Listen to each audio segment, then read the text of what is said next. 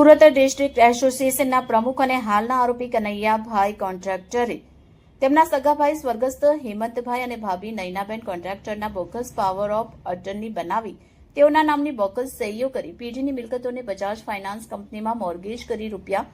2.92 કરોડની લોન મેળવ્યા બાદ પાછળથી હપ્તાઓ નહીં ભરી ભાઈ અને ભાભી સાથે વિશ્વાસઘાત કર્યો હોવાની એક ફરિયાદ સુરત ઇકો સેલમાં આરોપી કનૈયાભાઈ કોન્ટ્રાક્ટર સામે દાખલ કરવામાં આવી હતી. જો કે આરોપી કનૈયાભાઈ કોન્ટ્રાક્ટરે ગુજરાત હાઈકોર્ટમાં પોલીસ પોતાની ધરપકડ કરી લેશે તેવી દહેશત સાથે કરેલી આગોતરા જામીન અરજીની સુનાવણીના અંતે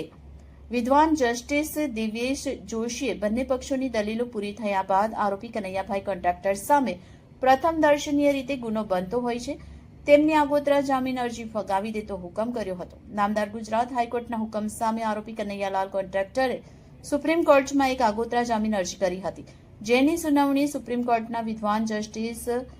અશાનુદ્દીન અમાનુલ્લાહ અને પ્રશાંતકુમાર મિશ્રામાં પૂરી થતા આરોપી કનૈયાલાલ કોન્ટ્રાક્ટરના સિનિયર કાઉન્સિલરે આગોતરા જામીન અરજી વિડ્રો કરવાની પરમિશન માંગતા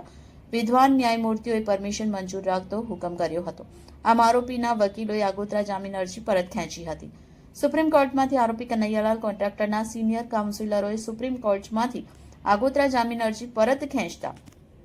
હવે ઇકોસેલના પોલીસ અધિકારીઓ સમક્ષ કનૈયાભાઈ જાતે હાજર થાય છે કે પછી પોલીસ તેમની ધરપકડ કરે છે તે જોવાનું રહેશે.